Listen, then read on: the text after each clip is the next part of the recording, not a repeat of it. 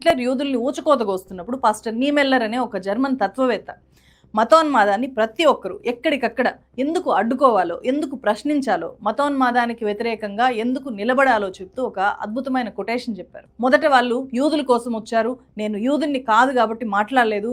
తర్వాత వాళ్ళు కమ్యూనిస్టుల కోసం వచ్చారు, నేను కమ్యూనిస్ట్ని కాదు కాబట్టి మాట్లాడలేదు. తర్వాత వాళ్ళు క్యాథలికుల కోసం వచ్చారు, నేను క్యాథలిక్ని కాదు కాబట్టి మాట్లాడలేదు. ఆ తర్వాత వాళ్ళు నా కోసమే వచ్చారు. నా కోసం మాట్లాడడానికి ఇక ఎవరూ మిగల్లేదు అప్పటికి. అంటే ఏంటి అర్థము? వేరే మతస్థుల మీద బీఫ్ తింటున్నాడు అనో, మతం మారుస్తున్నాడు అనో, హిందూ యువతిని పెళ్లి చేసుకున్నాడు అనో దాడి చేస్తే మనల్ని కాదులే అని చెప్పి చాలామంది అనుకుంటూ ఉండొచ్చు.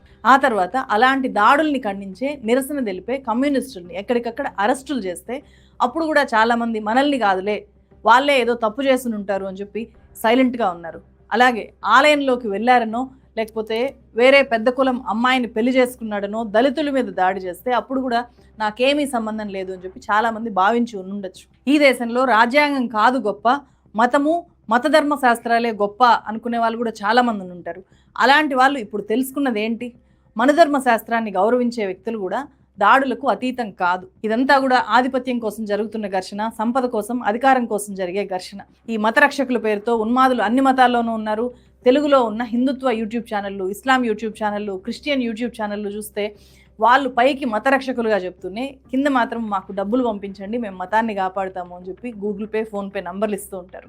యూట్యూబ్ మత రక్షకుల అంతిమ లక్ష్యము మనీ అయితే, రాజకీయ పార్టీలు మతాన్ని రక్షిస్తాము అని చెప్పి రాజకీయ పార్టీలు పెట్టే వాళ్ళ అంతిమ లక్ష్యము అధికారం. సో ఈ విషయాన్ని అందరూ తెలుసుకోవాలి. ఇలాంటప్పుడు అంతా నమ్మాల్సింది రాజ్యాంగాన్ని, బలపరచాల్సింది రాజ్యాంగాన్ని, రాజ్యాంగ వ్యవస్థల్ని. రాజ్యాంగాన్ని నిర్వీర్యం చేస్తే దేశంలో ఎవరికీ రక్షణ ఉండదు అనే విషయాన్ని రంగరాజన్ గారి మీద దాడి చాలా చాలా స్పష్టంగా తెలియజేస్తుంది. దీని మీద మీ అభిప్రాయం ఏంటి? మరో వీడియోతో మళ్ళీ కలుస్తాను. Thank you so much.